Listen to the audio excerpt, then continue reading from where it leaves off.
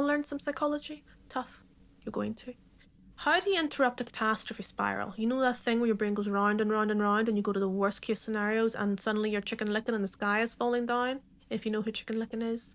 What do you do about that? Well, something that people land on is distraction. And distraction can be helpful sometimes, but you are running the risk of kicking the can down the road because you're not really dealing with the issue and you're trying to push the feeling out of you whenever it's probably there for a reason. Something that I think is really helpful is acceptance, where you go, yep, I am feeling anxious. Yep, this is uncomfortable.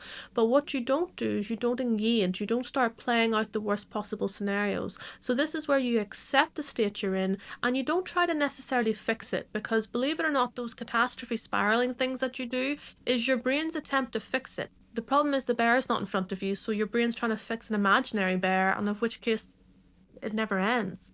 So distraction can sometimes be helpful, but like I said, you run the risk of kicking the can down the road. What I tend to find is a better landing is to go, yep, I'm feeling anxious, and since I'm feeling anxious, I want to go look after myself. I'm not going to pretend I'm not anxious. I'm not going to engage in a thought.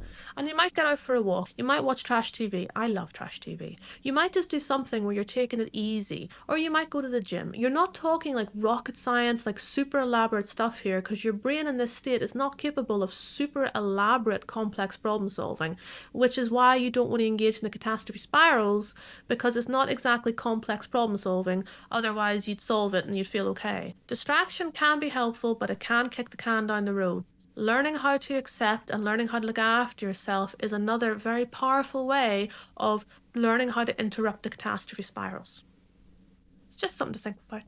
Okay, bye.